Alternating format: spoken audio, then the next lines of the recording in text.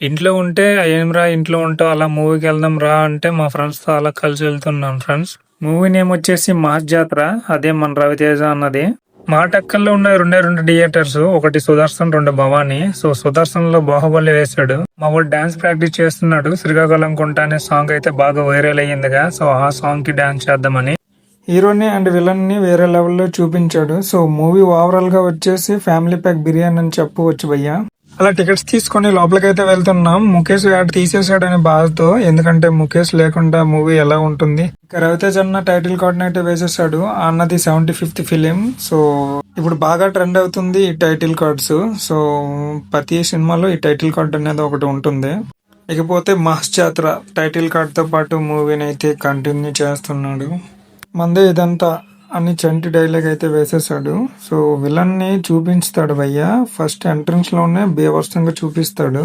Movie అయితే ఎక్కడో చూసామే అనిపిస్తుంది, కానీ ఎక్కడ చూసామో తెలియకుండా చేశాడు. సో డైలాగ్స్ తోని మంచి మంచి సాంగ్స్ తో అయితే తీసాడు భయ్య.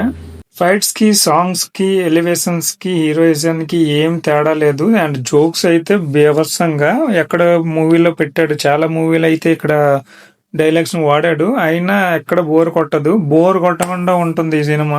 ఒకటే లవ్ సాంగ్. సో మిగతా 3 సాంగ్స్ ఉంటాయి. అవి మొత్తం ఐటమ్ సాంగ్ లా ఉంటాయి. ఈ సాంగ్ గుర్తుందిగా, ఇది మా శ్రీకాకుళంతో పాటు 2 రాష్ట్రాలను ఊపు పడేసింది. సో బీమ్స్ దీన్ని రీక్రియేట్ చేయడం అనేది చాలా ఆనందంగా ఉంది.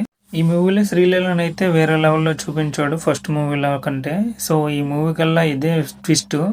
ఏం ట్విస్ట్ అంటారా, మూవీ చూసాడమే. సో విక్రమ్ అండ్ లియో మూవీలో ఇక్కడ ఫైట్ సీక్వెన్స్ నెక్స్ట్ లెవెల్ అని చెప్పొచ్చు. మా అందరికి థియేటర్ లో అప్పటికప్పుడు కేకులేసే సీన్ ఏదైనా ఉందంటే అవి ఈ రెండే. సో లాస్ట్ ఫైట్ అండ్ ఆ ట్విస్ట్ ఈ సినిమాకి హైలైట్ అని చెప్పొచ్చు. అండ్ ఎక్కడో క్రాక్ మూవీ కొంచెం రీక్రియేట్ అయ్యిందేమో అనిపించింది. బట్ ఎక్కడ ఈ సినిమాలో బోర్ కొట్టకుండా చేశాడు డైరెక్టర్. బోర్ అనేది కొట్టదు. మనం ఎంత నవ్వుతామో, ఎంత చూసినా అస్సలు బోర్ కొట్టదు ఈ మూవీ మొత్తం. నేనైతే 2 సార్లు చూసా. సో 2 సార్లు నాకైతే బోర్ కొట్టకుండా చూసాను ఈ సినిమానైతే. సో మీకు నచ్చే ఉంటది. సో మీకు ఎలా అనిపించిందో ఈ కింద కామెంట్లో అయితే చెప్పండి. లైక్ అండ్ సబ్స్క్రైబ్ చేయి బ్రో.